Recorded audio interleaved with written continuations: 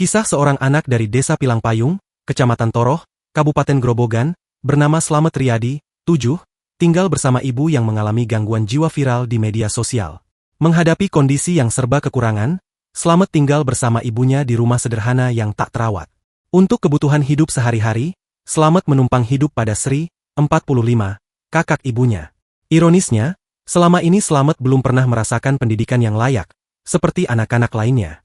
Setelah video mengenai kehidupan Slamet menyebar luas, perhatian masyarakat terhadap nasibnya semakin meningkat. Salah satu yang merespons adalah Kapolres Grobogan, AKBP Ike Yulianto Wicaksono. Ike Yulianto langsung mengunjungi rumah Slamet untuk memastikan keadaan keluarga tersebut dan memberikan bantuan sosial yang sangat dibutuhkan. Rasa haru terlihat jelas dari mimik wajah Kapolres Grobogan yang menyaksikan ketegaran Slamet Riyadi, yang terpaksa menjadi dewasa lebih cepat karena kondisi ibunya yang menderita gangguan jiwa. Setelah memastikan kondisi keluarga tersebut, pihak kepolisian langsung memberikan bantuan berupa paket sembako, dana, hingga perlengkapan sekolah.